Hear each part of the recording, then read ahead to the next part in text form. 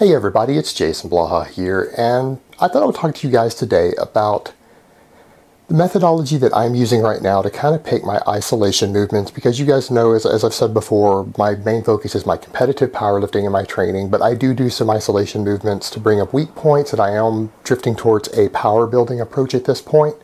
So I use my heavy compounds to get stronger, primarily for my sport, and to build up most of my size, and then I've been coming through trying to work on weak points, things like bringing up my biceps, the long head of my triceps, or my triceps in general, my side delts, things like that. And even my chest to some extent. Even though I have a really big chest, a lot of that is due to bone structure, and I could always use a little more meat there. So the philosophy I'm using is, and this is just what I'm using personally, it doesn't mean you guys have to do it. It's just one way to go about doing things and selecting your exercises.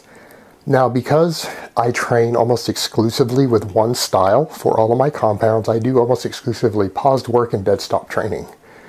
I don't do any stretch reflex work on my big lifts. I do pause squats right now.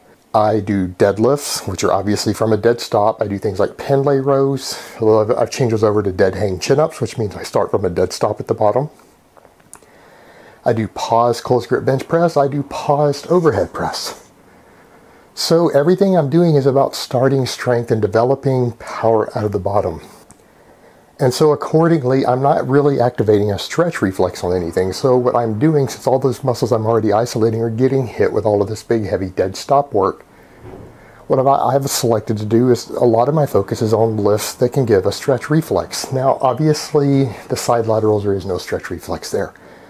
But there isn't much else I can do to hit the side delt beyond what I'm already doing, which is, again, things like face pulls, overhead pressing, things like that. Those work the side delts, but not to the extent I need. I probably, if I want to look better, I need a bigger cap to the delt. So I have to do the side laterals. There's just not much else there I could do that isn't particularly harsh on the rotator cuffs.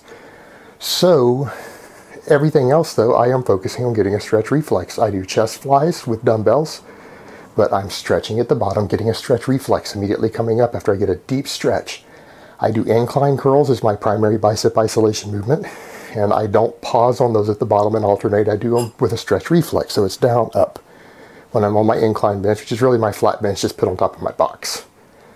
And I tend to do stretch reflex work for my triceps, either dumbbells the same way, behind the head with the stretch, or I do skull crushers with, again, shoulder extension to get that stretch at the bottom. So all my isolation work, I'm focusing on the stretch reflex. And the whole concept there is that I figure, since I'm already training one performance element with my big heavy compounds, that I will approach a completely different type of training stimulus from the isolation movement, so that perhaps I can work the muscle a bit differently, stimulate just something different to stimulate new growth rather than just more of the same of what I'm doing. Now, does it mean that I could probably get just as much gains doing something else and even trying to do the same sort of thing, dead stop work for the isolation movements? Probably. But it's just a philosophy I'm working with for now to give a different training stimulus. And the only reason I answer that is because some people are asking, you know, Jason, what are you doing there? What's your philosophy behind the lifts that you pick? Why are you picking them? And that sums it up. Because I'm getting no stretch reflex on any of my compounds, I figure, well, I'll incorporate them in my isolation movements. And it seems to be working. Those muscles are all coming up, slowly but surely.